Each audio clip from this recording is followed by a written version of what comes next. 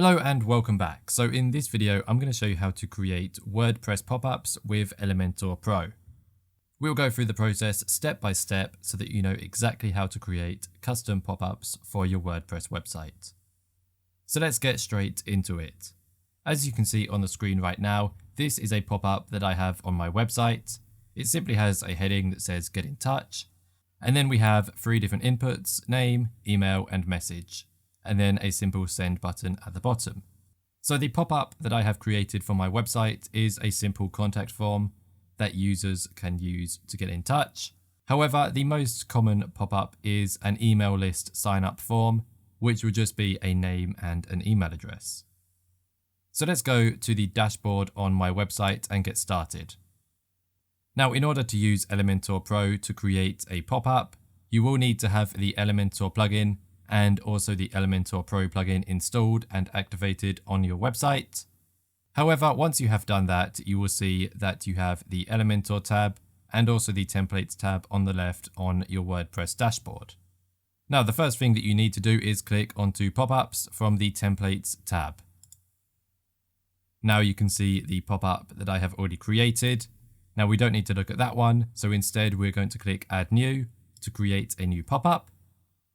Then we're going to select the type of template, and of course we want to select pop-up because that's what we're going to be creating. And then you can name it if you want to, however this is only optional, but it will help you to identify the template for your pop-up. So just give it a simple name, but I'm just going to leave mine for now, and then I'll click Create Template. Now, as you can see, we have loads of different pop-up templates that are here available for us to use. So there are many different styles and many different types of pop-ups. So you'll need to find a template based on the type of pop-up that you want to create. I'm just going to scroll through them until I can find one that I like the look of. And once I have found one, we can move on to the next step. So this one down here is the one that I have on my website. However, I have just customized it a bit, so it does look slightly different. But I think in this example, I'm going to use this one here. So first of all, we're going to click this little magnifying glass to preview it. As you can see, this is what it will look like. And then we can click back to library if you don't like it. However, I do want to use this one. So to use it, simply click the green insert button. Now, as you can see, the pop-up is here within the Elementor editor. So we can customize our pop-up and begin to make it exactly how we want it to be. I'm just going to make this a really simple email sign up form. So I'm just going to make the heading say sign up.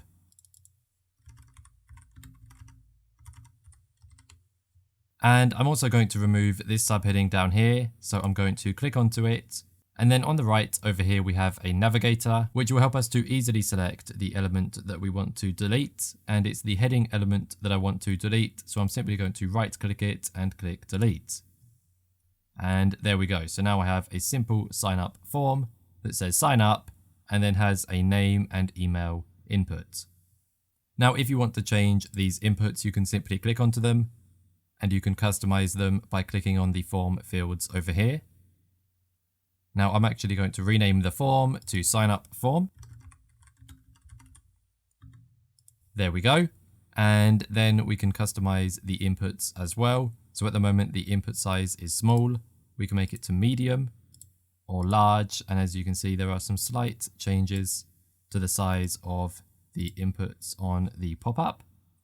However, small is fine for how this is. And then we can click onto either of them to make more changes as well. So at the moment they are 50-50, so name is on the left and email is on the right. If I change name and make it 100%, you can see that it will go 100% of the width. And if I do the same with email, you can see that that will do the exact same thing. So we also want to make sure that both of these are required. So we want to simply select yes on required for both name and email. So this means that when someone enters their information, in order to be able to subscribe, they must enter their name and email address into these inputs. Now the name and email inputs are both pretty much fine, so we can leave them how they are now. However, we do want to have a look at a few of these other settings down here. For example, we have the buttons setting, which will allow us to customize this button here. So at the moment, the size is small. However, we can change it by clicking on these size options just here. And we also have a few other options as well. So we have the column width, which we will leave at 100%. The alignment, which we can align to either left, center, or right. Or alternatively, you can use justified, which will make it the same width as the name and email inputs, which I actually quite like. So I think the button is absolutely fine now. So then we have actions after submit. So once somebody has clicked this button, it will submit the form. And these are the actions that will be completed once the form has been submitted. So it will collect the submissions and it will send an email. Now you can add more actions or you can delete any of these actions. For example, I could add MailChimp. And as you can see, it has added a MailChimp dropdown just here. So this will allow me to integrate my form with my MailChimp account so that when someone subscribes using this form, they'll be added to the list which I select, which I already have in my MailChimp account. Then whenever I send out an email marketing campaign, I'll be able to email anyone that subscribes through this email sign up form. So all you need to do is enter in your API key for MailChimp. And then you'll also be able to select the list that the subscribers are added to from this drop-down box here. However, that will only show up once you have added your API key. So for now, I will remove the MailChimp action. And we're going to have a look at the other actions that have already been added by default, and that is collect submissions. And this first one will simply collect all form submissions and send it to the submissions tab within Elementor within your WordPress dashboard. So we'll be able to have a look at this once we have finished creating our form. And the second action that was added by default was email. And this will simply email me with the information from all of the form submissions. So whenever somebody fills in this form, it will send an email to me. And that email will have a subject line of new message from and then the name of this website. And in the main email content, it will have all of the submitted form fields. So it will simply have the name and email of the person who filled in the form. Then we also have some other information down here as well. However, most of this is okay to leave by default. So I'm going to leave this how it is.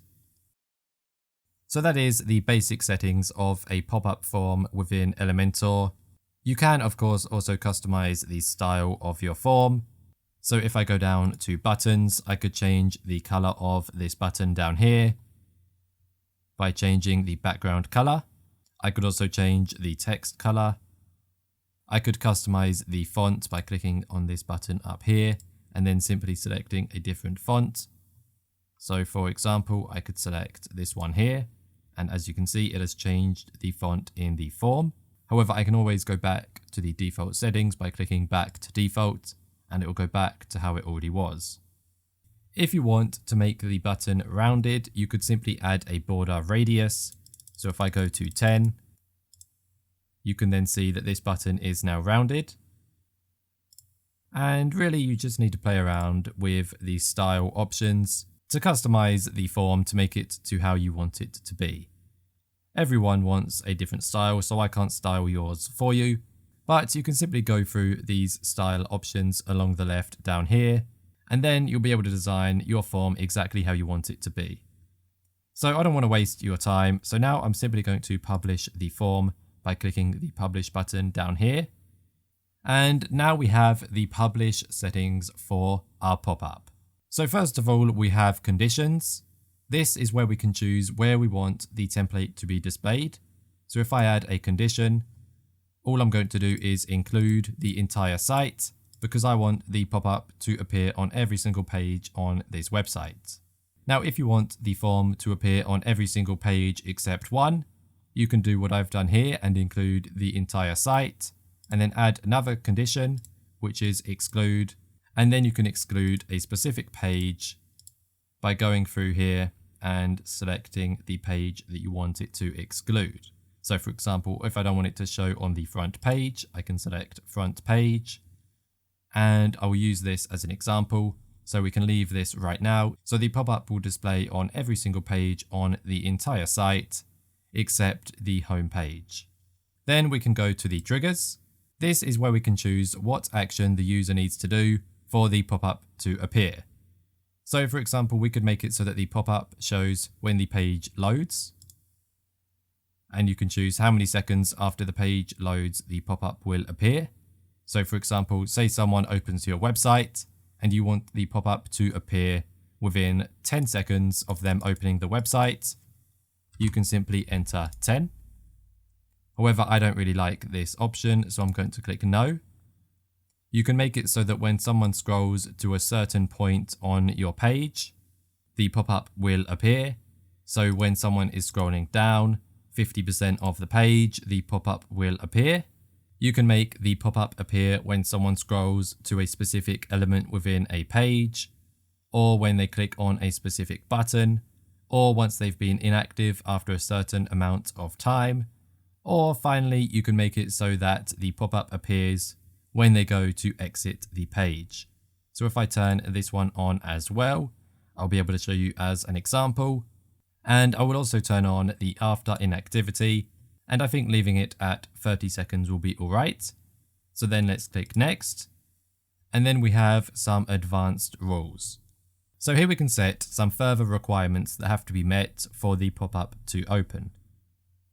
So if I turn this top one on, it will make it so that the pop-up will only show after a certain number of pages on my website have been viewed. I don't like that one, so we can turn it off. You can make it so that the pop-up is hidden for logged in users. And you can select which users the pop-up is hidden for. You can make it so that the pop-up only shows on certain devices. So for example, you have the options of desktop, tablet, and mobile. So if you do not want the pop-up to show up on mobile or tablet, you can remove both of them. So now my pop-up will only appear on desktop computers or laptops. And I think this is a good option, as usually pop-ups on tablets and mobiles can be quite annoying. So now let's click save and close. And this will now publish our pop-up. So as you can see at the bottom left down here, hooray, your pop-up is now live. Let's click have a look to have a look at the pop-up that we have created. So one of the requirements that I set for the pop-up to appear was when someone goes to exit the page. So let's imagine that I'm going to exit the page, and I'll move my mouse to the top of the screen, and let's see if the pop-up displays on this page. There we go. As you can see, it thought that I was going to exit the page and the pop-up has appeared. So there we go. We have successfully created a pop-up on our WordPress website using Elementor Pro. Now before I end this video, I am simply going to show you where the submissions go.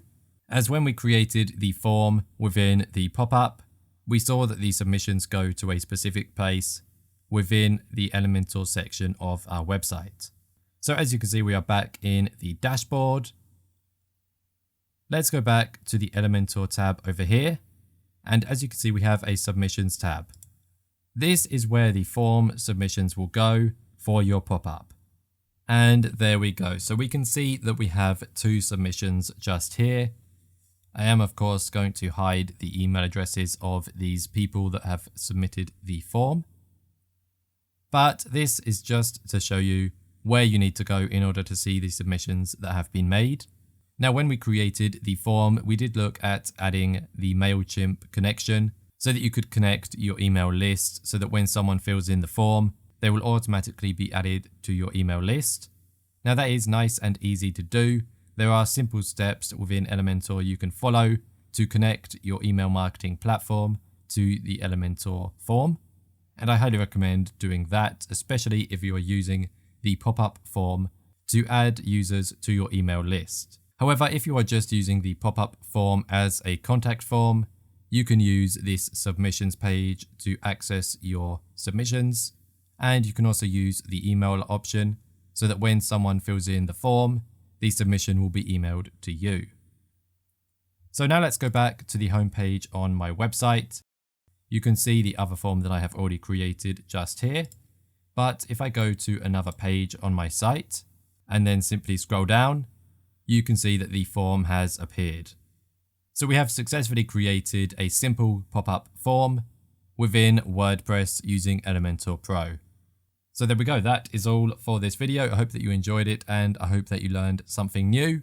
I will see you in the next one. Once again, thanks and goodbye.